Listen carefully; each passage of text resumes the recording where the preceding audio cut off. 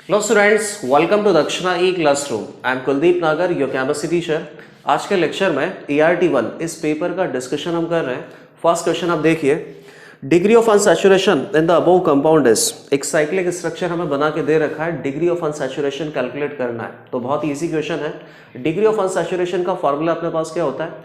Number of cyclic ring plus number of pi bond. Cyclic ring आपको कितना दिखाई दे रहा है? 2, और नंबर ऑफ पाई बॉन्ड यहाँ पे कितना दिखाई दे रहा है? 5। तो 5 + 2 7। पहले क्वेश्चन का आंसर कितना हो गया? 7। तो ये कंप्लीटली रॉन्ग होगा, क्योंकि आपको यहाँ पे टोटल 5 पाई बॉन्ड दिखाई दे रहे हैं। इसके अलावा और भी पाई बॉन्ड प्रेजेंट है। स्ट्रक्चर आपको कुछ ऐसा दे रखा है, एक 5 का रिंग है, एक 7 कार्बन एटम का रिंग है, और कुछ इस तरीके से अपने पास ये पाई हो गया। तो ये गैप सिंगल CN लगाया हुआ है। 5 पाई बॉन्ड आपको दिखाई दे रहा है, 2 साइक्लिक रिंग आपको दिखाई दे रहा है। CN को थोड़ा अगर आप एक्सपैंड करके लिखोगे तो C ट्रिपल बॉन्ड N होता है। यहाँ पर भी 2 पाई बॉन्ड प्रेजेंट है। टोटल 7 पाई बॉन्ड है और टोटल 2 साइक्लिक रिंग है। काउंट कर लो सभी को, कितना DU आना चाहिए इसका? 9 DU है। तो क्वेश्चन नंबर फर्स्ट का आंसर अपने पास कितना हो गया? 9। क्वेश्चन नंबर 2 पे आ जाओ। बहुत ईजी क्वेश्चन था, तो यहाँ पे तो बेसिकली आपको फ्री के मार्क्स मिल रहे हैं। क्वेश्चन नंबर 2 आप देखिए, in the electronic configuration of zinc Zn, जिसका एटॉमिक नंबर कितना होता है? 30, find total number of occupied orbital. इसका इलेक्ट्रॉनिक कॉन्फ़िगरेशन लिखना पड़ेगा, उसमें से देखना पड़ेगा कि कौन से ऑर्बिटल में इलेक्ट्रॉन ऑक्यूपाइड है। Find total number of occupied orbital which do not possess any nodal plane. Nodal plane नहीं है, दैट मीन्स एंगुलर नोड की वैल्यू यहाँ पे क्या हो सकती है? 0। एंगुलर नोड अगर 0 होगा तो L = 0 होगा, L = 0 होगा तो मोस्ट प्रोबेबली यहाँ पे नोडल प्लेन आपको कितना मिलेगा? 0। L = 0 की बात है, मतलब कि s ऑर्बिटल्स की बात कर रहे हैं। जिंक का इलेक्ट्रॉनिक कॉन्फ़िगरेशन लिखेंगे तो क्या आएगा? 1s2 2s2 2p6 3s2 3p6 4s2 3d10। तो 1s2 2s2 3s2 और 4s2, टोटल 4s ऑर्बिटल यहाँ पे फिल्ड है। तो 4s ऑर्बिटल्स के लिए 1s 2s 3s और 4s, इन चारों ऑर्बिटल्स के लिए L = 0 होता है।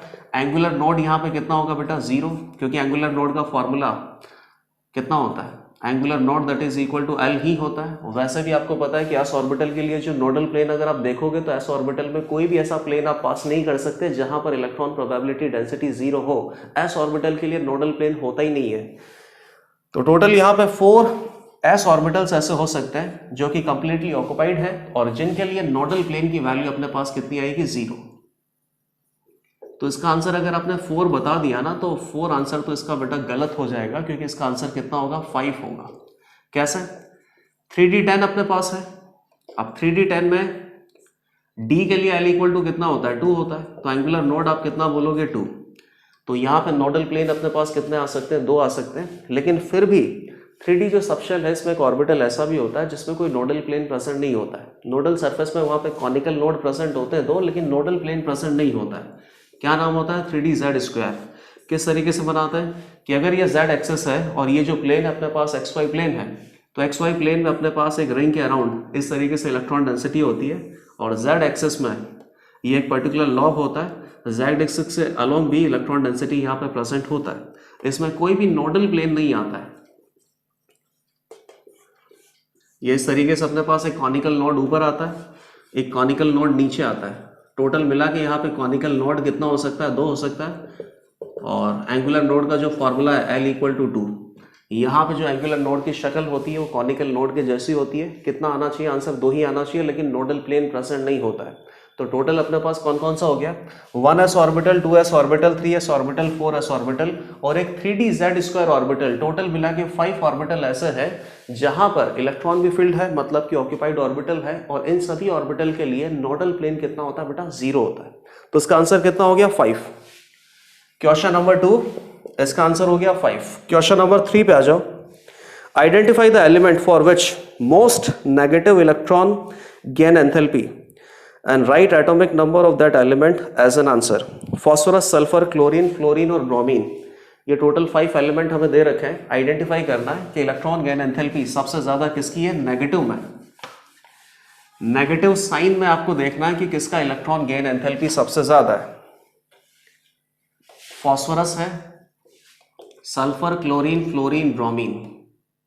Delta H E G negative में सबसे ज़्यादा किसका है, मतलब केवल आपको मैग्नीट्यूड पे ध्यान देना, क्योंकि आपको ये तो पता ही है कि जब ये न्यूट्रल एटम्स इलेक्ट्रॉन गेन करते हैं तो इलेक्ट्रॉन गेन करने की प्रोसेस को क्या बोलते हैं, electron gain enthalpy. Electron gain enthalpy की वैल्यू नेगेटिव आती है क्योंकि इस प्रोसेस में एनर्जी रिलीज होती है। सबसे ज़्यादा इलेक्ट्रॉन गेन एंथैल्पी, केवल मैग्नीट्यूड की बात कर रहा हूँ, सबसे ज़्यादा इलेक्ट्रॉन गेन एंथैल्पी किसका होता है, तो लेफ्ट टू राइट अगर जाएंगे तो जेड इफेक्टिव क्या होता है, इंक्रीज होता है।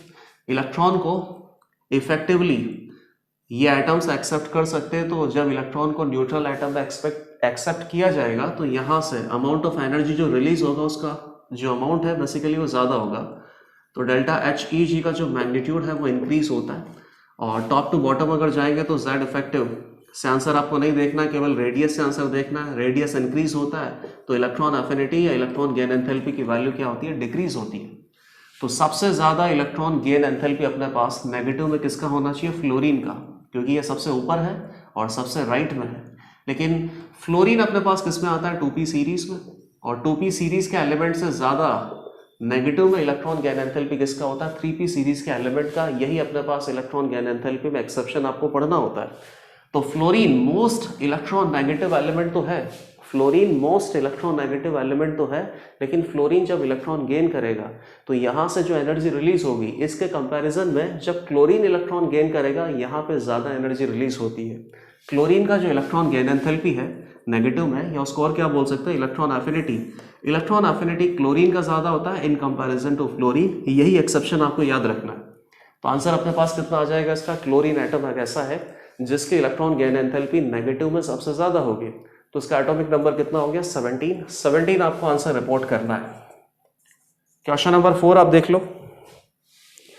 When 1 mole of benzoic acid is burnt completely in sufficient oxygen in close rigid container, वापस से क्वेश्चन पढ़ देता हूँ। When 1 mole of benzoic acid solid is burnt in sufficient oxygen in close rigid vessel, then it liberates 2 kilojoule heat at 300 Kelvin. Benzoic acid को burn करने से 2 kilojoule का जो हीट है ये रिलीज हो रहा है, 1 मोल की बात है। Find the magnitude of enthalpy change.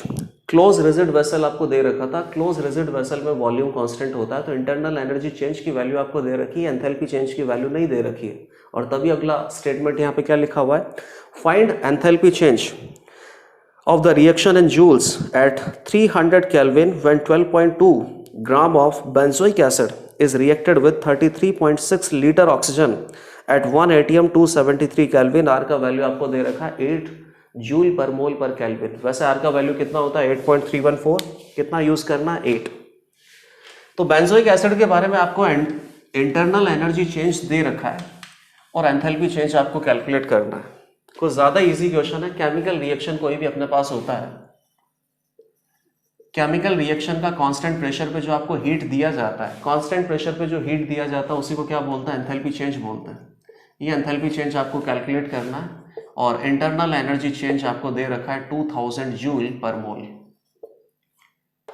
तो केमिकल रिएक्शन में एंथैल्पी चेंज और इंटरनल एनर्जी चेंज में क्या रिलेशनशिप होता है, कांस्टेंट टेम्परेचर पे ही किसी पर्टिकुलर केमिकल रिएक्शन की आप बात करते हो, internal energy change of reaction plus delta NG/RT। ये रिलेशनशिप आपको यूज करना है। ये दे रखा है, टेम्परेचर आपको दे रखा है, डेल्टा NG की वैल्यू आप केमिकल रिएक्शन को लिखने के बाद नोटिस कर लेना, एंथैल्पी चेंज की वैल्यू आ जाएगी। बहुत ही इजी क्वेश्चन है, सारी वैल्यूज एक बार मैं सब्स्टिट्यूट कर देता हूँ। 12.2 ग्राम ये आपको दे रखा है, सॉलिड है प्लस O2 गैस है। इससे क्या बनेगा, 7 कार्बन है, 7 CO2 गैस, हाइड्रोजन कितना हो गया 6, तो 3H2 और लिक्विड हो जाएगा बेटा ये। अब आगे देखो 14 17 माइनस 2 15 ऑक्सीजन है, तो यहाँ पे कितना हो जाएगा 7.5। ये आपको कितना दे रखा है 12.2 ग्राम। इसका मॉलिक्यूलर वेट कैलकुलेट करना है, 122 ग्राम ही आएगा। तो 122 ग्राम का आप यहाँ पे डिवाइड करोगे तो ये कितना हो गया बेटा 0.1 मोल। ठीक है, 0.1 मोल के लिए ये कितना रिक्वायर्ड है ऑक्सीजन गैस, 0.75 मोल। लिमिटिंग रिएजेंट की भी बात होगी क्योंकि रिएक्टेंट आपको दोनों ही दे रखे हैं। तो अगर मान लीजिए कि दोनों रिएक्टेंट अगर कंप्लीटली रिएक्ट करते हैं तो किसी भी रिएजेंट की वजह से आप इस रिएक्शन का इन्फॉर्मेशन बता सकते हो। लेकिन अगर लिमिटिंग रिएजेंट होगा तो लिमिटिंग रिएजेंट की वजह से ही ये रिएक्शन लिमिट हो जाएगा और इस रिएक्शन का एंथैल्पी चेंज हमें कैलकुलेट करना पड़ेगा। O2 आपको कितना दे रखा, 33.6 लीटर। तो 33.6 लीटर, और इसका वॉल्यूम जो आपको रिपोर्ट कर रखा है 1 एटीएम 273 केल्विन पे रिपोर्ट कर रखा है। 1 एटीएम 273 केल्विन पे 1 मोल गैस का जो वॉल्यूम होता है वो कितना होता है 22.4 लीटर। तो ये कितना हो गया बेटा 1.5 मोल। 1 मोल या 0.1 मोल बेंजोइक एसिड के लिए इसके 0.75 मोल का रिक्वायरमेंट है। ये आपको कितना दे रखा है 1.5 मोल, ज़्यादा दे रखा है, मतलब ये एक्सीस में है, तो इससे आपको काम नहीं करना है, काम इसी से करना है। अब बताइए इंटरनल एनर्जी चेंज आपको कितना दे रखा है 2000 जूल पर मोल, जबकि इस रिएक्शन में आपके पास रिएक्टेंट केवल कितना है 0.1 मोल है। तो आप ऐसा करो, इस पूरी कंप्लीट रिएक्शन के लिए पर मोल एंथैल्पी चेंज कैलकुलेट कर लो, और उसके बाद 1 मोल के लिए इतना एंथैल्पी चेंज होता है, तो 0.1 मोल के लिए कितना एंथैल्पी चेंज होगा 0.1 से मल्टीप्लाई कर देंगे। पहले पर मोल कैलकुलेट कर लेते हैं। Plus delta n g liquid है 7 माइनस 7.5 माइनस 0.5, आर कितना हो जाएगा 8, टेम्परेचर आपको 300 दे रखा है, तो 1200, और ये अपने पास कितना हो गया नेगेटिव में है ना, और क्या दे रखा था liberated 2000 kilo joule, sorry 2000 joule liberated, मतलब कि इंटरनल एनर्जी चेंज भी अपने पास कैसा है नेगेटिव है, क्योंकि यहाँ से एनर्जी रिलीज हो रही है। तो ये कितना हो गया माइनस 1200, ये कितना हो गया माइनस 2000, माइनस 3200 जूल पर मोल। अब ये रिएक्शन 1 मोल के लिए नहीं हो रही है, क्योंकि बेंजोइक एसिड आपको 1 मोल नहीं दे रखा है, 0.1 मोल दे रखा है। तो 0.1 मोल बेंजोइक एसिड का जब कंबशन होगा तो कितना एंथैल्पी यहाँ से रिलीज होगा माइनस 320 जूल, और मैग्नीट्यूड केवल आपको आंसर करना है, तो आंसर कितना आ जाएगा 320 जूल। नेक्स्ट क्वेश्चन पे आ जाओ। क्वेश्चन नंबर 5 देखो आप। A sample of an ideal gas is expanded from 1 meter cube to 3 meter cube in a reversible process for which pressure is equal to K multiplied by V raised to power cube, sorry V raised to power square। एक particular process है, reversible process है। इस reversible process का work done आपको calculate करना है। Volume अपने पास 1 meter cube दे रखा है, एक्सपेंड करके कहाँ लेके जाना है 3 मीटर क्यूब तक। K का वैल्यू आपको दे रखा है, what is the work done by the gas, simple सा क्वेश्चन है। और ये वर्क डन आपको किस में कैलकुलेट करना है किलो जूल में कैलकुलेट करना है। तो वर्क डन रिवर्सिबल प्रोसेस में अपने पास कितना आएगा, रिवर्सिबल प्रोसेस हो चाहे इरिवर्सिबल प्रोसेस हो, वर्क डन का तो आपको एक जनरल फॉर्मूला ही अप्लाई करना है, minus p external dot d v, integrate करना होता है। रिवर्सिबल प्रोसेस में पी एक्सटर्नल पी इंटरनल के बराबर होता है, और पी इंटरनल अपने पास किसका प्रेशर होता है गैस का। गैस का प्रेशर आपको दे रखा K into v square minus k v square का अपने पास इंटीग्रेशन कितना हो जाएगा v cube divided by 3। 1 meter cube से आपको 3 मीटर क्यूब तक इसकी लिमिट पुट करनी है। कुछ ज़्यादा इजी क्वेश्चन है ये। तो ये आपको दे रखा है 6 बार, बार मतलब कितना होता है 10 raise to power 5 pascal,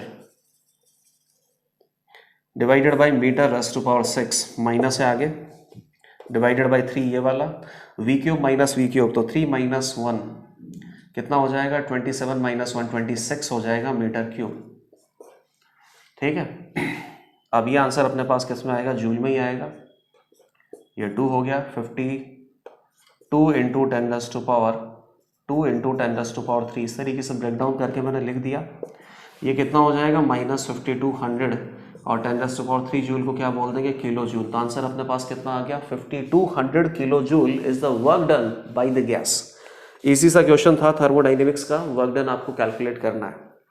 next question है correct IUPAC name of this particular compound. तो ये तो कोई क्वेश्चन ही नहीं हुआ, 5 सेकंड का क्वेश्चन है। बेंजीन के ऊपर क्या लगा रखा है आपने CONH2, तो बेंजीन के ऊपर CONH2 लगा रखा है, ये प्रिंसिपल कार्बन चेन हो गया, ये अपने पास फंक्शनल ग्रुप हो गया। इसका आईयूपीएसी नाम क्या आता है, प्रेफर्ड आईयूपीएसी नेम इसका आता है बेंजामाइड।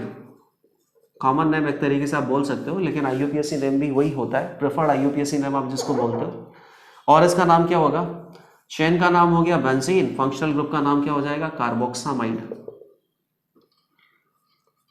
फंक्शनल ग्रुप का नाम जो है वो अमाइड मत बोल देना, कार्बोक्सामाइड आपको बोलना पड़ेगा, क्योंकि फंक्शनल ग्रुप का जो कार्बन एटम है वो प्रिंसिपल कार्बन चेन में इंक्लूडेड नहीं होता है। जब भी अपने पास प्रिंसिपल कार्बन चेन साइक्लिक होती है, तो साइक्लिक चेन में प्रिंसिपल फंक्शनल ग्रुप का जो कार्बन एटम है वो इंक्लूड नहीं कर सकते, तो आपको प्रिंसिपल फंक्शनल ग्रुप का अदर नेम यूज करना पड़ता है।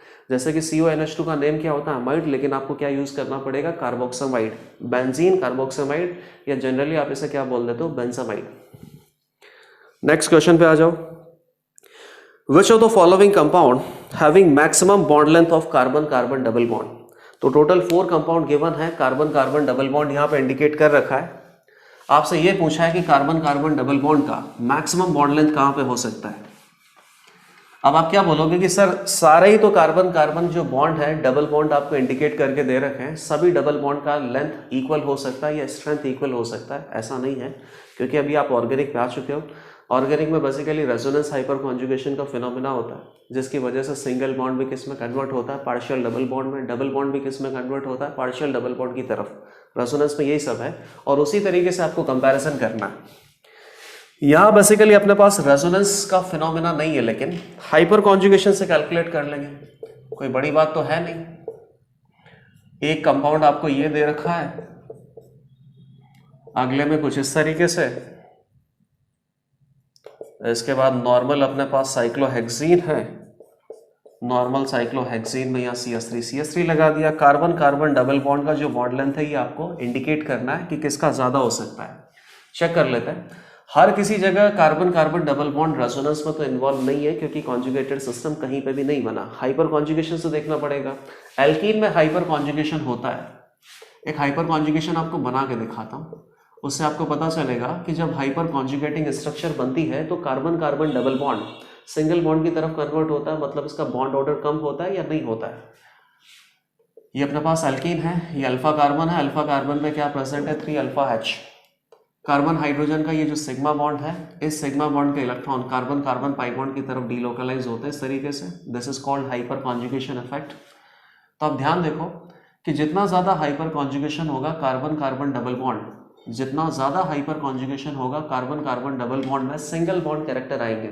सिंगल बॉन्ड कैरेक्टर आएंगे, कंप्लीटली सिंगल नहीं बनेगा। सिंगल बॉन्ड कैरेक्टर आएंगे मतलब बॉन्ड ऑर्डर क्या हो रहा है बेटा, इसका डिक्रीज हो रहा है, तो बॉन्ड लेंथ क्या हो जाएगी, इंक्रीज। अब बॉन्ड लेंथ हाईएस्ट कब आ सकती है, जहां पर कार्बन कार्बन पाई बॉन्ड का हाइपर कॉन्जुगेशन मैक्सिमम हो। तो मैक्सिमम हाइपर कॉन्जुगेशन यहाँ पे आएगा 10 अल्फा H की वजह से। तो ये जो कार्बन कार्बन डबल बॉन्ड है इसकी बॉन्ड लेंथ मैक्सिमम हो जाएगी और बॉन्ड ऑर्डर मिनिमम हो जाएगा in comparison to other 3 carbon carbon double bonds. Answer कौन सा हो जाएगा, फर्स्ट। क्वेश्चन नंबर 8 पे आ जाओ। In which of the following compound steric inhibition of resonance is present. तो ये तो बहुत इजी क्वेश्चन है। कोई भी बेंजीन अपने पास रिंग दे रखा है, इसमें अगर कोई भी 2 बल्की ग्रुप ऑर्थो पोजीशन पर अटैच कर देते हैं तो इन दोनों पोजीशंस में, इन दोनों ग्रुप्स के बीच में स्टेरिक रिपल्शन बहुत ज़्यादा होता है। स्टेरिक रिपल्शन ज़्यादा होने की वजह से कंपाउंड का स्टेबिलिटी डिक्रीज हो जाता है। तो कंपाउंड अपनी स्टेबिलिटी को इंक्रीज करने के लिए क्या कर सकता है कि ऑर्थो पोजीशन पर अटैच्ड दोनों बल्की ग्रुप बेंजीन के साथ नॉन प्लेनर हो जाता है। एक बल्की ग्रुप अगर बेंजीन के साथ प्लेन में ऊपर जा रहा है तो दूसरे बल्की ग्रुप को थोड़ा सा नीचे भेज दो, दोनों के बीच में डिस्टेंस इंक्रीज हो जाएगा, ग्रुप्स के बीच में स्टेरिक रिपल्शन कम हो जाएगा, कंपाउंड की स्टेबिलिटी इंक्रीज हो जाएगी। अब मान लीजिए कि ये जो ग्रुप पहले प्लेनर सिचुएशन में थे बेंजीन के साथ, तो प्लेनर सिचुएशन में थे तो शायद ये ग्रुप बेंजीन के साथ रेजोनेंस कर रहे होंगे, लेकिन अब ये ग्रुप कैसे हो गए, नॉन प्लेनर। तो नॉन प्लेनर होने की वजह से इनका जो बेंजीन के साथ रेजोनेंस था वो रेजोनेंस खत्म हो गया। तो एक तरीके से रेजोनेंस को आपने इनहिबिट कर दिया ड्यू टू स्टेरिक रीजंस। इस इफेक्ट को क्या बोलते हैं, SIR, steric inhibition of resonance. कब ऑब्जर्व हो सकता है, जब 2 बल्की ग्रुप ऑर्थो पोजीशंस पे अवेलेबल हो। तो इसका आंसर सीधा सीधा अपने पास कौन सा हो जाएगा, फर्स्ट। NO2 के ऑर्थो पोजीशंस पे 2 CH3 ग्रुप दे रखा है। NO2 और CH3 के बीच में स्टेरिक रिपल्शन के कारण NO2 out of the plane चला जाएगा। तो बेंजीन रिंग के साथ जब NO2 पहले रेजोनेंस कर रहा था, अब ये रेजोनेंस नहीं करेगा। क्वेश्चन नंबर 9 पे आ जाओ। विच of the following is most stable carbocation. अब ये तो कोई क्वेश्चन ही नहीं हुआ। इसमें कार्बोकेटाइन आपको क्या दे रखा है, एक तो बेंजीन से कार्बोकेटाइन अटैच किया हुआ है, तो बेंजीन से कार्बोकेटाइन अटैच किया हो तो बेंजीन के साथ रेजोनेंस करेगा। एक अपने पास टर्शरी ब्यूटाइल कैटाइन दे रखा है। टर्शरी ब्यूटाइल कैटाइन में 9 अल्फा हाइड्रोजन होते हैं। एक नॉर्मल अलाइल कैटाइन दे रखा है। अलाइल कैटाइन का मतलब क्या होता है, carbocation attach to carbon double bond carbon. तो कार्बन डबल बॉन्ड कार्बन के साथ कार्बोकेटाइन रेजोनेंस कर रहा है। लेकिन इसमें जो सेकंड कार्बोकेटाइन दे रखा है that is aromatic carbocation tropylium cation. और ट्रोपाइलियम कैटाइन की जो स्टेबिलिटी होगी ड्यू टू एरोमेटिसिटी बाकी सभी कार्बोकेटाइन से तो ज्यादा ही होगी। तो ये क्वेश्चन भी बहुत ईजी है। अभी तक जितने भी क्वेश्चन आपने किए हैं, 1-2 क्वेश्चंस को छोड़ दो तो बाकी सारे क्वेश्चंस बहुत इजी थे। सभी क्वेश्चंस में आप फुल मार्क्स स्कोर कर लोगे। ट्रोपाइलियम कैटाइन आपको दे रखा है, ट्रोपाइलियम कैटाइन क्या हो गया, 6 इलेक्ट्रॉन एरोमेटिक है, सबसे ज़्यादा स्टेबल आएगा गिवन कंपाउंड्स में। सेकंड आंसर हो गया क्वेश्चन नंबर 9। क्वेश्चन नंबर 10 पे आओ। In which of the following compound is aromatic. अब एरोमेटिक एंटी एरोमेटिक ये कंपाउंड ढूंढना तो बहुत ईजी है, इसमें क्या ही बताना आपको। पहला कंपाउंड आपको साइक्लोब्यूटाडाइन में यहाँ पे ऑक्सीजन एटम इसने अटैच किया है, तो पहली बात तो ये स्ट्रक्चर ही गलत हो गया क्योंकि इसने यहाँ पे 2 लोन पेयर दिखा रखे हैं, 2 लोन पेयर तो हो ही नहीं सकता। 1 2 3, तो 3 बॉन्ड में कितने इलेक्ट्रॉन होंगे, 6 + 2 + 2 10 इलेक्ट्रॉन। ऑप्शन ही गलत है, एक लोन पेयर यहाँ पे नहीं दिखाना चाहिए पॉजिटिव चार्ज। ये स्ट्रक्चर होती तब भी अपने पास कैसा होता, पाई गैप पाई, 4 इलेक्ट्रॉन एंटी एरोमेटिक होता, एरोमेटिक तो नहीं होता। एरोमेटिक यहाँ पे कितना आ रहा है, सेकंड वाला, सीधा ही आंसर है। क्या बोलते हैं इसको, furan. Lone pair gap pi, gap pi, gap lone pair और 2 पाई बॉन्ड इलेक्ट्रॉन का रेजोनेंस है। ये डीलोकलाइज्ड है, ये लोकलाइज्ड है, 6 इलेक्ट्रॉन एरोमेटिक। थर्ड वाला एरोमेटिक नहीं होगा, नॉन एरोमेटिक होगा। ऐसा मत बोल देना sir pi gap lone pair gap pi, total 6 electron का रेजोनेंस है तो ये एरोमेटिक हो गया, बिल्कुल गलत। इस कार्बन एटम को ध्यान दो, कंप्लीट साइक्लिक रेजोनेंस नहीं है, रेजोनेंस है लेकिन कंप्लीट साइक्लिक रेजोनेंस नहीं है। जो कार्बन एटम इंडिकेटेड है वो sp3 कार्बन है, कंप्लीट साइक्लिक रेजोनेंस नहीं होगा तो ऐसे कंपाउंड को आप क्या बोलते हो, नॉन एरोमेटिक। सिंपली फोर्थ वाला में एकदम सेम फंडा है, टोटल 8 पाई इलेक्ट्रॉन्स का रेजोनेंस है तो एंटी एरोमेटिक हो जाएगा लेकिन एरोमेटिक नहीं होगा। क्वेश्चन नंबर 10 का आंसर हो गया अपने पास सेकंड। क्वेश्चन नंबर 11 पे आ जाओ। Find out the correct order of basic strength of this particular following compound. एकदम स्टैंडर्ड क्वेश्चन है। बेसिक स्ट्रेंथ में अमाइंस की बेसिक स्ट्रेंथ हम कैलकुलेट करते हैं। सबसे पहले तो ये देखते हैं कि नाइट्रोजन के पास लॉन पेयर होता है। This lone pair can be donated to H+, that means acid को यही लॉन पेयर आप डोनेट कर सकते हो। तो नाइट्रोजन के लॉन पेयर से ही कंपाउंड का जो बेसिक स्ट्रेंथ है वो आपको चेक करना होता है। अब नाइट्रोजन के पास जो लॉन पेयर है वो भी 2 टाइप के हो सकते हैं, लोकलाइज्ड और डीलोकलाइज्ड। लोकलाइज्ड जो लॉन पेयर होता है उसका बेसिक स्ट्रेंथ ज्यादा होता है in comparison to delocalized. Delocalized lone pair तो पूरे सिस्टम के ऊपर डिस्पर्स्ड होता है तो इलेक्ट्रॉन डेंसिटी कम होती है। इलेक्ट्रॉन डेंसिटी अगर कम होगी तो H+ को क्या डोनेट करेंगे, H+ को कुछ डोनेट नहीं कर पाएंगे, बेसिक स्ट्रेंथ अपने आप ही कम हो जाएगा। लॉन पेयर अगर लोकलाइज्ड है तो इलेक्ट्रॉन डेंसिटी ज्यादा है, इलेक्ट्रॉन डेंसिटी ज्यादा है तो बेसिक स्ट्रेंथ क्या है, ज्यादा है। अब इस क्वेश्चन में जो आपको एग्जाम्पल दे रखे ना वो भी बहुत स्टैंडर्ड एग्जाम्पल है और आपको आंसर सीधा ही पता है। इसमें आपको बेस दे रखा है ग्वानिडीन और आपको पता ही है कि guanidine in comparison to any other nitrogenous compound बहुत ही ज्यादा बेसिक होता है। ज्यादा बेसिक होने का रीजन भी मैं आपको बता दूंगा, पहले आप बेसिक स्ट्रेंथ कंपेयर कर लो।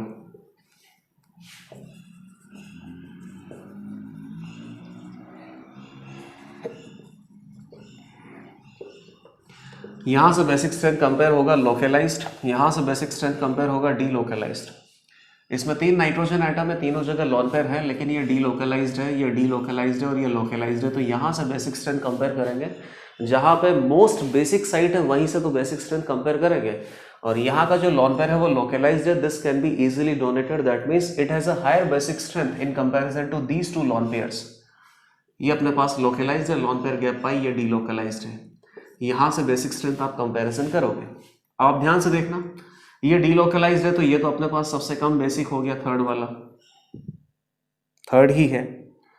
उसके बाद ये लोकलाइज्ड लोकलाइज्ड लोकलाइज्ड, तो आपको क्या लग रहा है कि फर्स्ट वाला सबसे ज्यादा बेसिक होना चाहिए क्योंकि बाकी के 2 NH2 क्या कर रहे हैं बेटा, लॉन पेयर यहाँ से जब डीलोकलाइज होगा तो लॉन पेयर गैप पाई इस नाइट्रोजन एटम के ऊपर, ये लॉन पेयर डीलोकलाइज हो जाएगा। इस नाइट्रोजन एटम के लिए 2 प्लस हम एक्ट कर रहे हैं, तो जो लोकलाइज लॉन पेयर है नाइट्रोजन एटम पे, यहाँ पे इलेक्ट्रॉन डेंसिटी बहुत ज़्यादा इंक्रीज हो रहा है ड्यू टू 2+m। यहाँ पे भी इलेक्ट्रॉन डेंसिटी इंक्रीज हो रहा है ड्यू टू 1+m और यहाँ पे जो इलेक्ट्रॉन डेंसिटी इंक्रीज हो रहा है ड्यू टू 1+i, +m की वजह से इलेक्ट्रॉन डेंसिटी में ज़्यादा इंक्रीमेंट आएगा, बेसिक स्ट्रेंथ ज़्यादा आएगा। ग्वानिडीन सबसे अच्छा बेस है, अमाइडीन इससे कमज़ोर है और ये क्या हो गया इथाइल अमाइन, ये इससे कमज़ोर है। तो ये अपने पास करेक्ट बेसिक स्ट्रेंथ का ऑर्डर आ जाएगा और यहाँ से आपको ये भी समझ में आएगा कि जो ग्वानिडीन की स्ट्रक्चर है ये बहुत ही अच्छा बेस क्यों है, क्योंकि एक नाइट्रोजन का जो लॉन पेयर है ये आपको डोनेट करना H+ को, अच्छी बात है, लेकिन बाकी के जो 2 नाइट्रोजन के लॉन पेयर हैं ये बेसिकली +m इफेक्ट लगा रहे हैं और +m में प्लस एम इफेक्ट ऑपरेट होने की वजह से यहाँ की जो इलेक्ट्रॉन पेयर है इस पर्टिकुलर नाइट्रोजन एटम पे इलेक्ट्रॉन डेंसिटी इंक्रीज कर रहा है। इलेक्ट्रॉन डेंसिटी जितना ज़्यादा इंक्रीज होगा बेसिक स्ट्रेंथ उतना ही ज़्यादा हो जाएगा। क्वेश्चन नंबर 12 पे आ जाओ। विच of the following is most acidic? तो ये तो कोई क्वेश्चन नहीं हुआ। फिनोल आपको दे रखा है और 3 कार्बोक्सिलिक एसिड दे रखे हैं। फॉर्मिक एसिड है, बेंजोइक एसिड है, एसिटिक एसिड और फिनोल है। फिनोल हटा दो। एसिटिक एसिड, बेंजोइक एसिड और फॉर्मिक एसिड। फॉर्मिक एसिड सबसे ज़्यादा एसिडिक होता है। इसका आंसर अपने पास क्या हो गया? 1 हो गया। क्वेश्चन नंबर 13 आप देखो। विच of the following set of quantum numbers is not possible? Which of the following set of quantum numbers is not possible? ये सबसे कॉमन क्वेश्चन है जो आपको जेईई मेन में पक्का मिलेगा। क्वांटम नंबर्स के कौन सा सेट पॉसिबल नहीं हो सकता, तो इसके लिए आपको क्वांटम नंबर्स की जो परमिसिबल वैल्यू है वो पता होनी चाहिए। जैसे कि अपने पास क्वांटम नंबर में प्रिंसिपल क्वांटम नंबर होता है, एजीम्यूथल क्वांटम नंबर होता है, magnetic quantum number, spin quantum number. Spin quantum number की जो वैल्यू है +½ और -½ ये 2 ही वैल्यू परमिसिबल होती है। प्रिंसिपल क्वांटम नंबर मतलब क्या हो गया? शेल। शेल के अंदर क्या प्रेजेंट होता है? सबशेल। सबशेल के अंदर क्या प्रेजेंट होते हैं? ऑर्बिटल्स। शेल की कौन सी वैल्यू अलाउ होती है? 1 2 3 4 इस तरीके से। 0 शेल कुछ नहीं होता। हर किसी शेल के अंदर सबशेल की क्या वैल्यू अलाउ होती है? 0 to n-1। और हर किसी सबशेल के अंदर ऑर्बिटल की क्या वैल्यू अलाउ होती है? -L to +L। अब इसमें आपके पास कौन सा set of quantum numbers possible नहीं है? आप चेक कर लेना, मैं सीधा आपको आंसर बता रहा हूं। इसमें ऑप्शन नंबर 2 में क्या दे रखा है? n = 3, m = -3 और s = +½ ऑप्शन नंबर 2 में क्या दे रखा है? n = 3, m = -3, s = +½ तो ऑर्बिटल के लिए स्पिन क्वांटम नंबर +½ या -½ कुछ भी हो सकता है। शेल नंबर 3 तो हो ही सकता है। शेल नंबर तो कुछ भी हो सकता है, 1 2 3 4 5 6 कुछ भी हो सकता है। अब इस शेल में अपने पास m मतलब कि ऑर्बिटल है। ऑर्बिटल से पहले क्या आएगा? सबशेल। पहले सबशेल की आप बात करो। n = 3 में अपने पास कौन कौन सी सबशेल होंगी? तो l = 0 to n-1, 3 - 1, 0 to 2, 0 1 2 total 3 subshell यहाँ पे प्रेजेंट होंगी। 0 1 2। 0 वाली सबशेल का नाम क्या होता है? S। P वाली सबशेल का नाम या P वाली के लिए L = की वैल्यू कितनी होती है? 1 और L = 2 अगर अपने पास है तो उस सबशेल को आप क्या बोलते हो? D। आप देख लो यहाँ पर अपने पास m की वैल्यू क्या आएगी? -0 से +0। यहाँ पे कितना आएगा? -1 to +1। यहाँ पे कितना आएगा? -2 to +2 बिकॉज m = कितना होता है? -L to +L। यहाँ पे कितना ऑर्बिटल होता है? 1। यहाँ पे कितने ऑर्बिटल होते हैं? 3, -1 +1 और 0। यहाँ पे कितने ऑर्बिटल होते हैं? 5, -2 +2, -1 +1 और 0। किसी भी ऑर्बिटल के लिए m = -3 परमिसिबल नहीं है। तो ये जो सेट ऑफ क्वांटम नंबर दे रखा है ये एग्जिस्ट कर ही नहीं सकता है। क्वेश्चन नंबर 14 पे आ जाओ। According to the above principle the orbitals are filled just after filling nd orbital. According to above principle orbitals which are filled just after filling nd orbital. nd orbital को fill करने के बाद आप कौन से ऑर्बिटल को fill करते हो? और अबव प्रिंसिपल को फॉलो करना है, मतलब कि n+L रूल को फॉलो करना है। n+L रूल क्या बोलता है? कि जिनके लिए n+L का वैल्यू मिनिमम होगा ऐसे ऑर्बिटल की एनर्जी क्या होगी? कम। और जिनमें कम एनर्जी होती है ऑर्बिटल्स में उसमें इलेक्ट्रॉन पहले फिल किया जाता है और जिन ऑर्बिटल्स की एनर्जी ज़्यादा होती है उनमें इलेक्ट्रॉन बाद में फिल किए जाते हैं। कौन से ऑर्बिटल्स की एनर्जी ज़्यादा हो सकती है? जिनके लिए n+L का वैल्यू क्या होता है? ज़्यादा। Question number 14। nd के बाद आप किसको भरोगे? आंसर आपको क्या दे रखा है? n+1p, n+1s, nf, np। Check कर लेता हूँ। जैसे कि 1s2, 2s2, 2p6, 3s2, 3p6, 4s2, 3d6। 4s2 3d10 होता है, उसके बाद क्या आता है? 4p6। इस तरीके से फिल करने के हिसाब से बता रहा हूँ। इलेक्ट्रॉन पे आप ध्यान मत दो, ऑर्बिटल्स के ध्यान दो। अगर आप इसको nd कंसिडर करते हो तो n = 3 है तो 4 कितना हो जाएगा? n+1 हो जाएगा। nd के बाद आप किसको फिल कर रहे हो? n+1p को। ये आंसर हो गया। जो आपको पता है एग्जैक्टली उसी इलेक्ट्रॉनिक कॉन्फ़िगरेशन के ऑर्डर को मैंने फॉलो किया है। 3d को फिल करने के बाद 4p अपने पास आता है। किसी भी तरीके से आप देख लेना, इसके आगे भी बढ़ के आप देख लेना, आंसर यही आएगा। 3 को अगर आपने n कंसिडर किया तो 4 को क्या कंसिडर करना पड़ेगा? n+1p। तो nd के बाद n+1p में हम इलेक्ट्रॉन फिल करते हैं। क्वेश्चन नंबर 15 पे आ जाओ। विच of the following is correct energy level of orbitals for a single electronic system in absence of external electric field and magnetic field, single electronic system present है और कुछ orbitals का energy level आपको दे रखा है। ये बहुत ही लॉजिकल क्वेश्चन है बेटा, क्योंकि इसमें आप गलती करने वाले हो। आपको जो फर्स्ट ऑप्शन दिखेगा ना वही आप आंसर टिक कर दोगे। क्वेश्चन जिसने सही से पढ़ा होगा उसी का आंसर यहाँ पे सही हो सकता है। ऑर्बिटल्स की एनर्जी लेवल कहाँ पे करेक्ट है? Third, fourth. क्वेश्चन नंबर 15 है बेटा ये। 4s 4p 3s 2p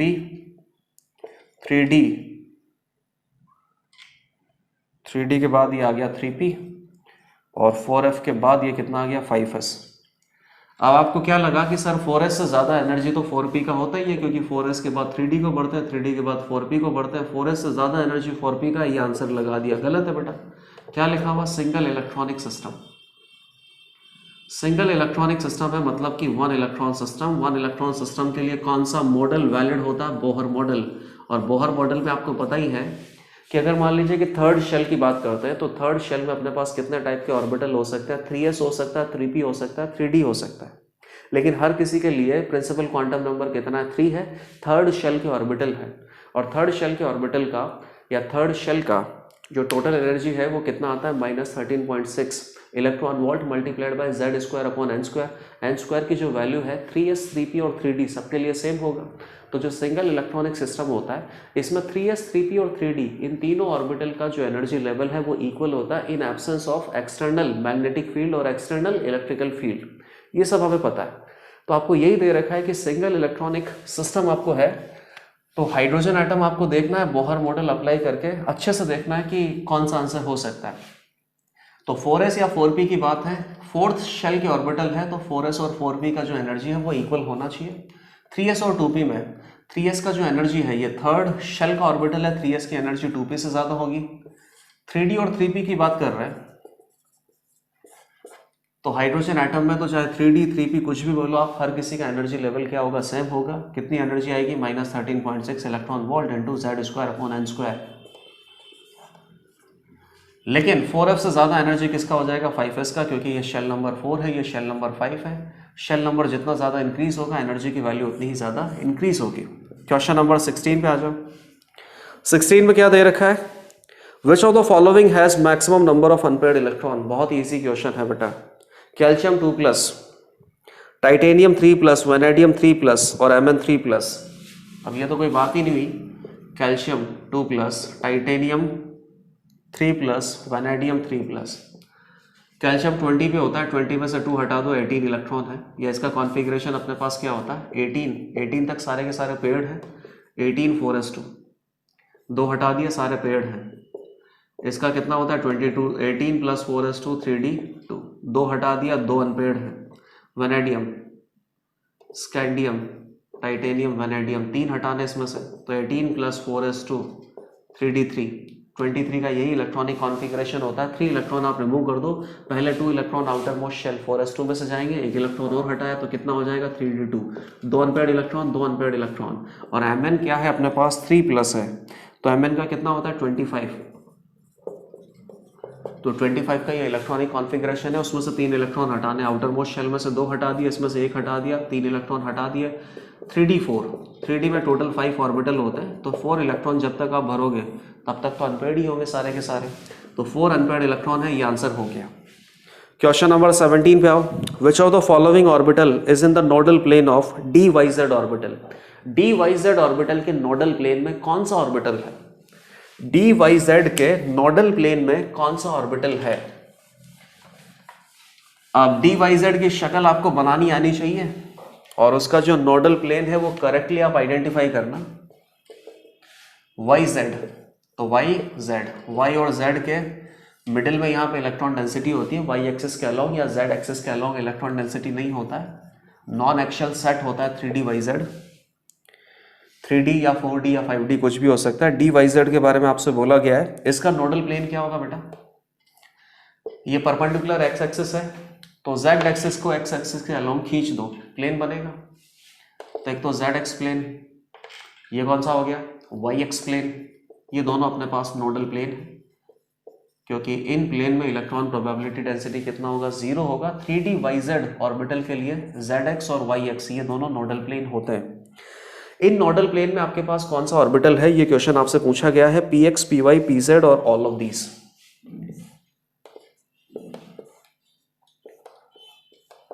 PX कैसा होता है, इलेक्ट्रॉन डेंसिटी, ये लॉब है ना, एक्स एक्सिस के अलॉन्ग होता है, ये वाई एक्सिस के अलॉन्ग होता है तो PY हो जाता है, और ये Z एक्सिस के अलॉन्ग हो जाता है तो ये PZ हो जाता है।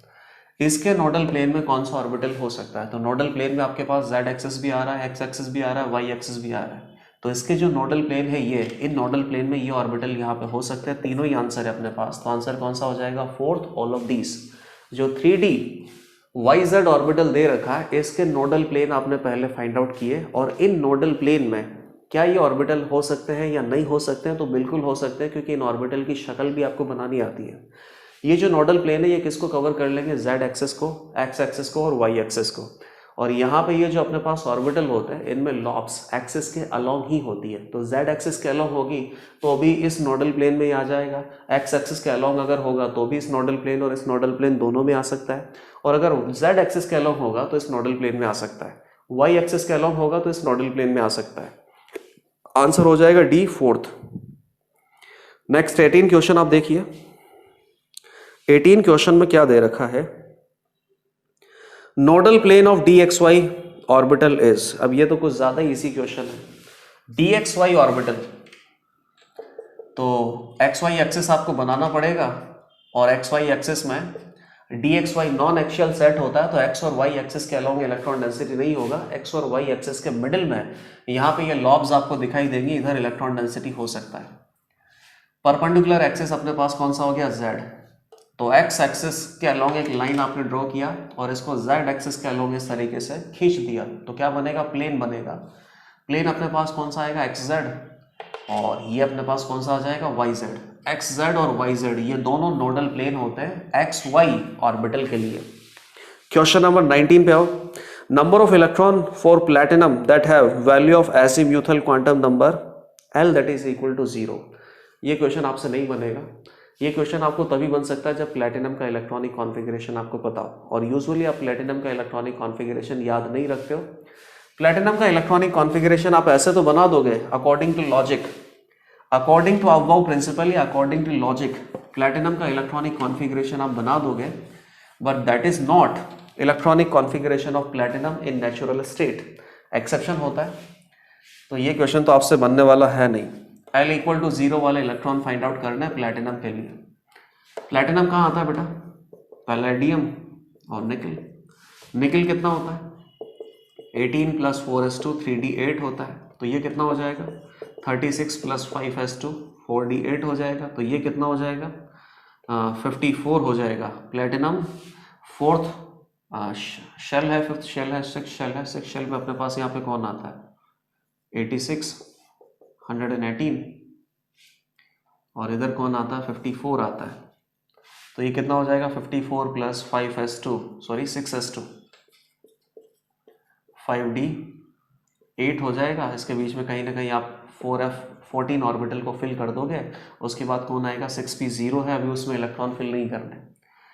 तो 6s2 तक आप आ चुके हो, तो आपको क्या लगता है कि 1s 2s 3s 4s 5s ये तो कंप्लीटली फिल होंगे इनिशियल इलेक्ट्रॉनिक कॉन्फ़िगरेशन में, तो 5 × 2 10 इलेक्ट्रॉन तो ऐसे हैं जिनके लिए L इक्वल टू 0 है। L इक्वल टू 0 किसके लिए होता है, s ऑर्बिटल के लिए, तो 10 इलेक्ट्रॉन तो ये रहे, 2 इलेक्ट्रॉन ये रहे, 10 + 2 that is equal to 12। Answer गलत है, क्योंकि ये कॉन्फ़िगरेशन नहीं होता है, ये कॉन्फ़िगरेशन होता है इसका नेचुरल स्टेट में 3d9 होता है, 6s1 होता है, तो 1 आपको ऐड करना पड़ेगा, आंसर कितना आएगा, 11। एक्सेप्शन है, इलेक्ट्रॉनिक कॉन्फ़िगरेशन अगर पता है तो आंसर आ सकता है। क्वेश्चन नंबर 20 पे आ जाओ। 20 में आपको क्या दे रखा है, क्वेश्चन बहुत ही अच्छा है और इसकी लैंग्वेज को पढ़ के आपको समझना होगा कि इलेक्ट्रॉनिक ट्रांजिशन कौन सा है, एटॉमिक स्ट्रक्चर से रिलेटेड है। In a hydrogen like species electron jumps from an orbital having 2 radial node and 2 angular node, 2 radial node and 2 angular node. यहाँ पर इलेक्ट्रॉन बैठा हुआ है और यहाँ से जंप करके डी एक्साइट होके थोड़ा लोअर ऑक्साइटेड स्टेट में ही आना चाहता है, लोअर एक्साइटेड स्टेट में आना चाहता है। Question number 20 hydrogen sorry atom कौन सा, यही आपसे पूछा है, तो आप उसको क्या लिखोगे, बोहर एटम। बोहर एटम के लिए एटॉमिक नंबर Z आपको फाइंड आउट करना है। अभी कंप्लीट क्वेश्चन मैंने पढ़ा नहीं है। इलेक्ट्रॉन अपने पास कहाँ पे बैठा हुआ है, n इक्वल टू किसी पर्टिकुलर ऑर्बिट में ये बैठा हुआ, किसी पर्टिकुलर शेल में बैठा हुआ, और इस शेल के लिए आपको क्या बोल रखा है, 2 radial node and 2 angular node. तो 2 रेडियल नोड और 2 angular node is equal to L equal to 2, मतलब कि D सबशेल की बात है। और D सबशेल में 2 रेडियल नोड किसके लिए होगा, n minus L minus 1 it is equal to 2, n minus 2 minus 1 that is equal to n equal to 5। तो ये किसकी बात आ गई, 5D ऑर्बिटल्स की बात आ गई। 5D ऑर्बिटल है सिंगल इलेक्ट्रॉनिक सिस्टम में, मतलब कि n इक्वल टू 5 में अपने पास इलेक्ट्रॉन प्रेजेंट है। वैसे तो 5D आप बोल रहे हो, लेकिन 5D हो चाहे 5S हो चाहे 5P हो, हर किसी का एनर्जी लेवल सेम ही होगा सिंगल इलेक्ट्रॉनिक सिस्टम है। तो n इक्वल टू 5 में अपने पास इलेक्ट्रॉन बैठा है, D एक्साइट होकर ये नीचे आ रहा है। कहाँ पे आ रहा है, जहाँ पे भी इलेक्ट्रॉन इस तरीके से जंप करेगा तो कुछ अमाउंट ऑफ एनर्जी रिलीज होगा। That amount of energy is given to you and you have to find out atomic number Z of this particular Bohr atom. देख कर लेते हैं कहाँ तक जंप करेगा। Electron jumps from an orbital having 2 radial node and 2 angular node to the orbital having same sign and same value of wave function in all direction. Same value of wave function in all direction मतलब s orbital, और same sign होना चाहिए wave function का, मतलब sign में change नहीं आना चाहिए। sign में change कब आता है, जब बीच में एक radial node आ जाती है। तो ये किसकी बात कर रहे हैं, 1s की। देख लो साइन में चेंज नहीं आता है यहाँ पे। लेट अस से कि दिस इज पॉजिटिव, तो वेव फंक्शन का जो साइन है वो एक ही जैसा होता है। और अगर मान लो किस तरीके से चेंज आता तो बीच में एक रेडियल नोड आता, तभी तो साइन में चेंज आ सकता है। 1s के लिए साइन में चेंज नहीं आता, 0 रेडियल नोड होती है, मतलब ये 1s में जंप कर रहा है। साथ ही साथ ये भी इसने बता दिया कि एवरी डायरेक्शन में इलेक्ट्रॉन प्रोबेबिलिटी डेंसिटी सेम है, तो एस ऑर्बिटल स्फेरिकल होता है, वो ऑलरेडी हमें पता भी है। 5 से 1 पे जंप हो रहा है, और 5 से 1 पे जंप होने के बाद जो एनर्जी यहाँ से इमिट हुआ that is 326.4 electron volt. Find out atomic number Z। तो E5 minus E1 that is equal to 326.4। Common लोगे तो 3.6 electron volt into Z square, तो कॉमन आ जाएगा 1 upon n square minus 1 upon n square, 1 upon 1 minus 1 upon 25। कितना हो जाएगा ये 326.4। तो कितना हो गया 24/25। 24/25 हो गया। 24 को आप 13.6 से मल्टीप्लाई करोगे, एग्जैक्टली यही नंबर आने वाला है। तो Z स्क्वायर ये से कट गया 1 टाइम, तो 25 इंटू 1 25, तो Z की वैल्यू कितनी आ गई 5। बोहर एटम अपने पास कौन सा हो सकता है, hydrogen, helium, lithium, beryllium, boron. Boron हो सकता है। 1 इलेक्ट्रॉन सिस्टम बनाओगे तो उसको क्या बोलना पड़ेगा, बोरोन 4+। तो ये भी एक अच्छा क्वेश्चन था। यहाँ से तो आपके पास क्वेश्चन सॉल्व करना बहुत ईजी था कि कोई भी 2 एनर्जी लेवल का डिफरेंस आपको दे रखा है और उससे आप एटॉमिक नंबर Z की वैल्यू कैलकुलेट कर सकते हो। लेकिन कौन सा एनर्जी लेवल पे ये इलेक्ट्रॉन प्रेजेंट था, कौन सा एनर्जी लेवल तक ये इलेक्ट्रॉन जंप करना चाहता है, ये आइडेंटिफाई करने के लिए रेडियल नोड, एंगुलर नोड और वेव फंक्शन का जो जानकारी है वो आपके पास होना चाहिए। क्वेश्चन नंबर 20 आपने कर लिया, 21 पे आ जाते हैं। 76 gram of a silver salt of a dibasic acid. Silver salt आपको दे रखा है। On heating left a residue of 54 gram silver. तो 76 ग्राम में 54 ग्राम तो सिल्वर ही है, उसके अलावा बाकी आइटम्स प्रेजेंट होंगे। फिर इसने क्या बोला हुआ है, silver salt contains Ag, carbon and oxygen. तो सिल्वर सॉल्ट में केवल सिल्वर एटम है, कार्बन एटम है, ऑक्सीजन एटम है, कोई हाइड्रोजन एटम यहाँ पे नहीं है। कुछ सॉल्ट होगा यहाँ पे, पता नहीं कार्बन कितना ऑक्सीजन कितना है। 76 ग्राम सॉल्ट है, तो 76 ग्राम सॉल्ट को आपने हीट किया, हीट करने से CO2 गैस यहाँ पे उड़ जाएगा, बाकी क्या बचेगा, सिल्वर। सिल्वर कितना हो गया यहाँ पे 54 ग्राम, तो 76 माइनस 54 कितना हो गया 22 ग्राम। अपने पास कितना है, कार्बन और ऑक्सीजन का वेट है। आगे, only carbon and oxygen are present apart from silver, only carbon and oxygen atoms are present in silver salt. तो सिल्वर, कार्बन और ऑक्सीजन, सिल्वर कितना है 54 ग्राम, कार्बन प्लस ऑक्सीजन कितना हो गया 22 ग्राम। अब आगे क्या है, carbon and oxygen in the molar ratio of 1:2 is present in the silver salt. Find the mass of CO2 that is liberated during ignition of 76 gram silver salt. ठीक है, silver का वेट आपको कितना दे रखा है 108। इसने क्या बोला है कि जो भी सिल्वर सॉल्ट है, सिल्वर सॉल्ट में कार्बन और ऑक्सीजन 1:2 के मोलर रेशियो में प्रेजेंट है। जैसे मान लो कि सिल्वर सॉल्ट कुछ ऐसा है, तो 1:3 के मोलर रेशो में प्रेजेंट है। सिल्वर सॉल्ट ये भी हो सकता है सिल्वर ऑक्सीलेट। तो यहाँ पे आपको सीधा नजर आ रहा है कि 1:2 के मोलर रेशो में कार्बन ऑक्सीजन प्रेजेंट है। लेकिन मुझे अभी नहीं पता इन्फॉर्मेशन। लेट अस से कि इसके 1 मोल के अंदर जो मॉलिक्यूल अपने पास है, मॉलिक्यूल में इसके x मोल प्रेजेंट है तो इसके y मोल प्रेजेंट है, और इनका मोलर रेशो आपको कितना दे रखा है 1:2। अच्छा ऐसे नहीं, 1:2 कब आ सकता है, इसका x मोल प्रेजेंट है तो इसका 2x मोल प्रेजेंट है। इसके x मोल का मास कितना होगा 12x, इसके 2x मोल का मास कितना होगा 16 × 2x, और कार्बन का मास प्लस ऑक्सीजन का मास दैट शुड बी 22 ग्राम। तो 1 मोल सॉल्ट के अंदर कार्बन के कितने मोल है, ऑक्सीजन के कितने मोल है, ये आपको पता चल जाएंगे। 1 मोल सॉल्ट के अंदर x = कितना आ गया बेटा हाफ। कार्बन के मोल अपने पास कितने आ गए हाफ, ऑक्सीजन के मोल कितने आ जाएंगे हाफ मल्टीप्लाइड बाई 2 1 आ जाएगा। अब आपको क्या करना है कि ये जो 76 ग्राम सिल्वर सॉल्ट आपको दे रखा है, इसको इग्नाइट करने से सिल्वर लेफ्ट होगा और सारा का सारा कार्बन CO2 में कन्वर्ट हो गया। CO2 में जितना भी कार्बन कन्वर्ट हुआ है सारा ही कन्वर्ट हुआ है वैसे तो, और CO2 यहाँ से आपको जितना भी मिलेगा उसका मास आपको कैलकुलेट करना है। तो ये तो कोई बात ही नहीं हुई, कार्बन है, कार्बन किस में कन्वर्ट हो गया CO2 में। कार्बन अगर हाफ मोल है तो CO2 भी आपको कितना मिल सकता है, हाफ मोल ही मिल सकता है मैक्सिमम, क्योंकि CO2 के 1 मोल के अंदर कार्बन कितना प्रेजेंट होता है 1, तो CO2 के हाफ मोल के अंदर कार्बन कितना प्रेजेंट होगा हाफ, और हाफ मोल CO2 आपको मैक्सिमम मिल सकता है। तो मास कितना हो जाएगा half mole multiplied by molar mass which is what 22 gram CO2 यहाँ से रिलीज हो सकता है इस पर्टिकुलर सिल्वर सॉल्ट से। नेक्स्ट क्वेश्चन पे आ जाते हैं 22 पे। Number of revolutions made by electron in the Bohr's second orbit of hydrogen atom in 1 second. Number of revolutions आपको बताना है, बोहर एटम आपको दे रखा है हाइड्रोजन एटम, सेकेंड ऑर्बिट में नंबर ऑफ रेवोल्यूशंस कितने हो सकते हैं 1 सेकेंड में। तो इसका तो आपको फॉर्मूला ही पता है, फॉर्मूला नहीं पता तो बना लेते हैं। क्वेश्चन नंबर 22 है ये न्यूक्लियस होता है, यहाँ पे इलेक्ट्रॉन n = 2 में रिवॉल्व कर रहा है, n = 2 में ही रिवॉल्व कर रहा है। 1 सेकंड में ये कितने रिवॉल्यूशन कर सकता है, तो 1 सेकंड में जितना ये डिस्टेंस कवर करेगा, टोटल डिस्टेंस ये कितना कवर कर सकता है, वेलोसिटी मल्टीप्लाइड बाई 1, इतनी मीटर में ये डिस्टेंस कवर कर सकता है। और एक रेवोल्यूशन में जितनी डिस्टेंस कवर होती है उस डिस्टेंस का अगर आप यहाँ पे डिवाइड कर दोगे तो टोटल नंबर ऑफ रेवोल्यूशंस अपने पास आ जाएंगे। Total number of revolutions is equal to total distance covered in 1 second divided by distance covered in 1 revolution।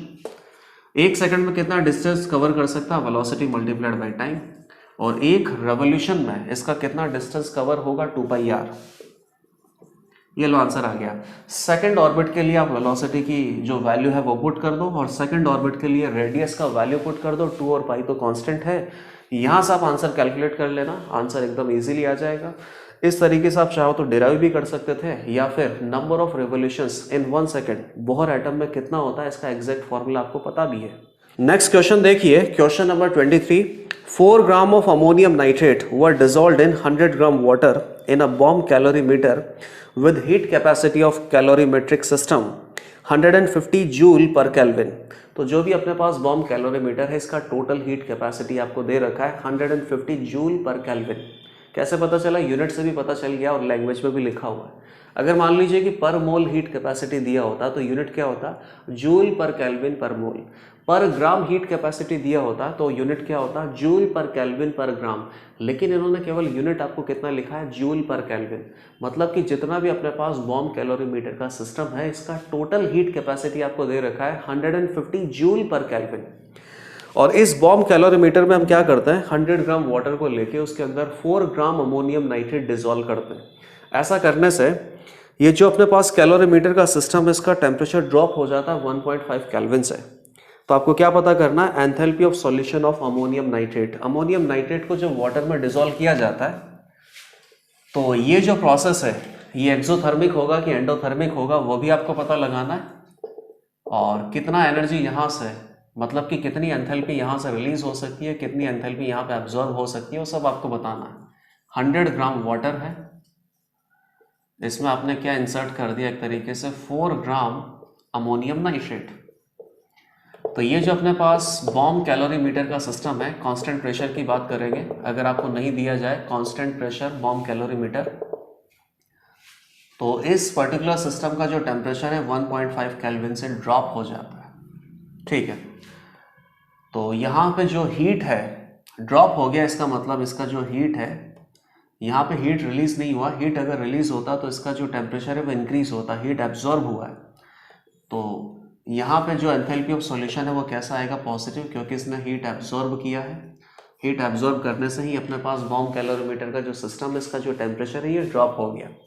चलो, कितना हीट है यहाँ पे, कांस्टेंट प्रेशर की बात है, CT/dt आप यही लिखोगे, 150 जूल पर केल्विन मल्टीप्लाइड बाय टेम्परेचर में ड्रॉप कितना है, ड्रॉप हुआ है तो जो भी टेम्परेचर चेंज है ये अपने पास कितना आ जाएगा, -1.5 आ जाएगा। इंक्रीज होता तो +1.5 आता, ये कितना आ गया 225 जूल। और यहाँ पे अपने पास सीधा आ ही चुका है कि यहाँ से नेगेटिव आ रहा है, मतलब कि इस सिस्टम ने एनर्जी रिलीज किया और इस सिस्टम ने एनर्जी को एक्सेप्ट किया है। कांस्टेंट प्रेशर पे ऐसा हुआ है, तो यहाँ पे जो भी प्रेशर है, सॉरी जो भी रिएक्शन है, रिएक्शन ने कांस्टेंट प्रेशर पे हीट को एब्जॉर्ब किया। कांस्टेंट प्रेशर पे जो हीट होता है उसी को क्या बोलते हैं, एंथैल्पी चेंज। तो इस रिएक्शन का जो एंथैल्पी चेंज है वो कितना आ गया, 225 जूल पॉजिटिव। इसने रिलीज किया, इसने एब्जॉर्ब किया, 225 joule enthalpy change for this particular reaction, and this reaction is what, solution of ammonium nitrate in water. Ammonium nitrate आपको कितना दे रखा है, 4 ग्राम पर मोल में आपको आंसर देना। ये तो केवल 4 ग्राम अमोनियम नाइट्रेट को वाटर में जब डिसोल्व किया जाता है तो 225 जूल एंथैल्पी चेंज होता है, पॉजिटिव में होता है, मतलब कि एनर्जी एब्जॉर्ब होती है, एंडोथर्मिक प्रोसेस है।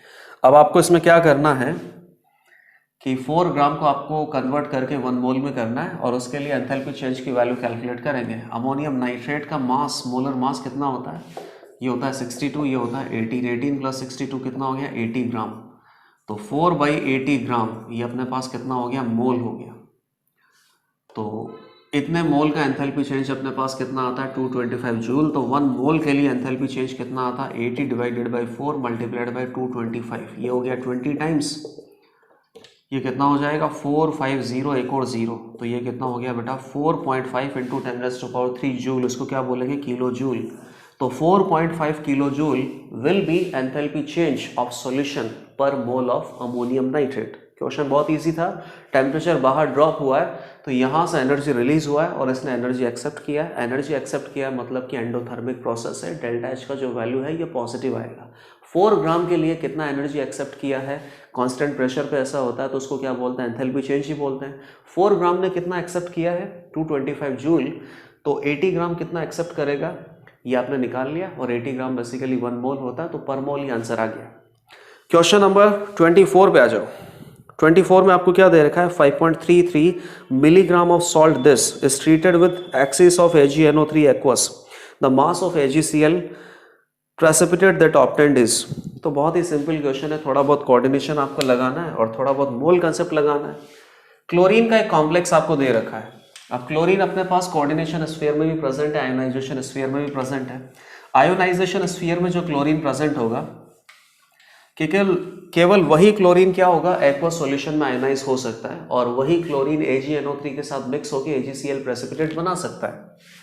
क्या दे रखा है, CrH2O 5Cl Cl2 ΔH2, aqueous solution है प्लस AgNO3, क्या बनाना आपको, AgCl प्रेसिपिटेट। तो यहाँ से बेसिकली 2 क्लोरीन रिलीज होंगे, 2 Cl माइनस, तो आपको 2 Ag+ की जरूरत पड़ेगी, 2 AgCl आपको मिलेगा। अब आपको क्या कर रखा है, ये तो एक्सिस में दे रखा है, इसकी चिंता नहीं करनी है। तो साफ साफ पता चल रहा है कि इसके 1 मोल से AgCl का कितना मोल बनेगा, 2, और इसके मोल आपको कितने दे रखे हैं, 5.33 मिलीग्राम है। मिलीग्राम में इसके वेट का आप डिवाइड करोगे मॉलिक्यूलर वेट का, उससे आपको क्या पता चलेंगे, मोल। और जितने अपने पास सॉल्ट के मोल होंगे, AgCl के मोल कितने आएंगे, जस्ट डबल मोल को AgCl के मॉलिक्यूलर वेट से मल्टीप्लाई कर देना, तो AgCl जो प्रेसिपिटेट आपको मिला है इसका वेट पता कर लोगे। इजी सा क्वेश्चन है, आप कर सकते हो। 25 पे आते हैं।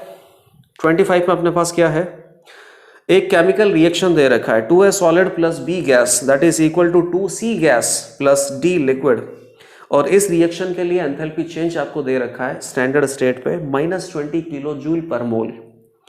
Calculate change in internal energy when 2 mole of B reacts with excess of AS in the above reaction at 1000 kelvin. 1000 kelvin पे अगर ये रिएक्शन होती है और 2 मोल बी अगर रिएक्ट करता है तो कितना अपने पास इंटरनल एनर्जी में चेंज आएगा।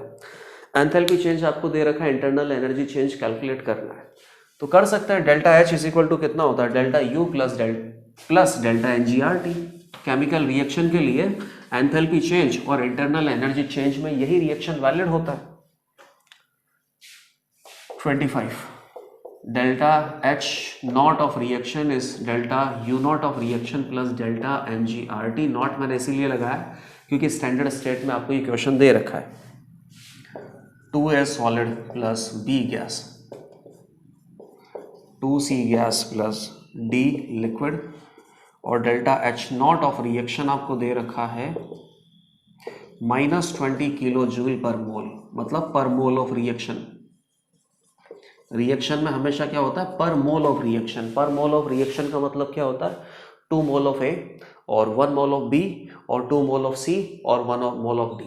किसी को भी आप देख लो, जो भी रिएक्शन आपको दे रखा है उसी रिएक्शन के लिए आपको delta H not of reaction दे रखा है। पर मोल देने का मतलब होता है पर मोल ऑफ रिएक्शन, और पर मोल ऑफ रिएक्शन का मतलब क्या होता है कि इसमें स्पीशीज जितने भी इन्वॉल्व हैं उनके सामने जो स्टोइकियोमेट्रिक कोएफिशिएंट लगा हुआ है उसी के हिसाब से आपको ये दिया हुआ है। पर मोल ऑफ रिएक्शन का मतलब क्या हो गया, पर 2 मोल ऑफ A, पर 1 मोल ऑफ B, पर 2 mole of C and per 1 mole of D। Delta H not of reaction आपको दे रखा है, आपको क्या निकालना है, delta U not of reaction. तो delta H not of reaction that is equal to delta U not of reaction plus delta NGRT। कैसा आएगा बेटा, पर मोल ऑफ B आएगा, और आपको अल्टीमेटली आंसर किस में निकालना है, 2 मोल B के लिए। तो पहले मैं इस रिएक्शन का एंथैल्पी चेंज से इंटरनल एनर्जी चेंज कैलकुलेट करता हूँ पर मोल ऑफ B के लिए, फिर उसको 2 से मल्टीप्लाई कर दूंगा तो पर 2 मोल ऑफ B हो जाएगा। लेकिन पहले internal energy change at standard state ये कैलकुलेट तो हम करें। ये कितना दे रखा है, -20,000 जूल, 20 किलो जूल आपको दे रखा है, ये आपको कैलकुलेट करना है। डेल्टा NG का वैल्यू कितना हो जाएगा, लिक्विड, सॉलिड, गैस और गैस, 2 - 1 हो जाएगा। R की वैल्यू आपको दे रखी है क्या, नहीं, तो R की वैल्यू आप 8.314 जूल ये करोगे और 1000 केल्विन है तो ये कितना हो जाएगा, 1000 से आपने मल्टीप्लाई कर दिया, ठीक है 1000 से मल्टीप्लाई कर दिया। ऐसा करो आप इसको वापस से 1000 से डिवाइड करके क्या लिख दो, किलो जूल में लिख दो, इसको भी किलो जूल में लिख देते हैं। तो ये कितना हो जाएगा, माइनस हो जाएगा तो -8.314 हो जाएगा, -28.314 kilo joule that will be internal energy change of this particular reaction पर मोल एट स्टैंडर्ड स्टेट। और पर मोल ऑफ रिएक्शन में पर मोल ऑफ B इंक्लूडेड है। पर 2 मोल निकालना है तो डबल से मल्टीप्लाई करना पड़ेगा, इसको डबल से मल्टीप्लाई करेंगे तो कितना हो जाएगा, 56.6 हो जाएगा, -56.6 that will be total internal energy change of this particular reaction at standard state पर 2 मोल ऑफ B। तो ये अपना आंसर हो जाएगा। एंथैल्पी चेंज आपको दे रखा था, इंटरनल एनर्जी चेंज आपको कैलकुलेट करना था। इंटरनल एनर्जी चेंज आपने कैलकुलेट किया पर मोल ऑफ B, पर 2 मोल ऑफ B आपसे पूछा है तो डबल से मल्टीप्लाई कर दिया, आंसर आ गया। तो जेईई मेंस का ये जो पेपर था बहुत ही इजी है। ऑलमोस्ट ये मान लो कि 5 to 6 क्वेश्चन तो ऐसे हैं जिनका आंसर आप है ना 5-5 सेकंड में बता सकते हो। जैसे कि डिग्री ऑफ अनसैचुरेशन आपको बताना है, किसी का यूपीएससी नेम बताना है, कोई एटॉमिक स्ट्रक्चर में क्वांटम नंबर से रिलेटेड क्वेश्चन है, तो ये सारे क्वेश्चंस के आंसर आपके बहुत जल्दी आ सकते हैं। और बाकी के जो क्वेश्चन हैं वो भी एकदम मॉडरेट लेवल पे ही क्वेश्चन हैं। पेपर में आपका स्कोर बहुत अच्छा होना चाहिए। फिर बोल रहा हूँ कि एकदम अपना जो रिवीजन अच्छे से करते हुए चलो। रिवीजन अगर आपने ठीक ठाक कर लिया, जितना भी असाइनमेंट आपको मिल रहा है सभी असाइनमेंट को अगर आप टाइम पे कंप्लीट कर रहे हो ना, तो ये सारे पेपर तो आप बहुत ईजिली सॉल्व कर लोगे। और ये जो पेपर का लेवल आप देख रहे हो यही एग्जैक्टली जेईई मेन का लेवल होता है। तो इस पेपर पे आपका जैसा भी स्कोर आ रहा है उसी स्कोर को आप प्रोजेक्ट कर सकते हो कि जेईई मेन में भी उसी तरीके से स्कोर आ सकता है। बाकी आपको बहुत अच्छे से पढ़ाई करनी है और इसी तरीके से अपना मोमेंटम बनाए रखना है, और जो कंप्लीट रिवीजन है उसको इसी तरीके से आपको कंप्लीट करना है।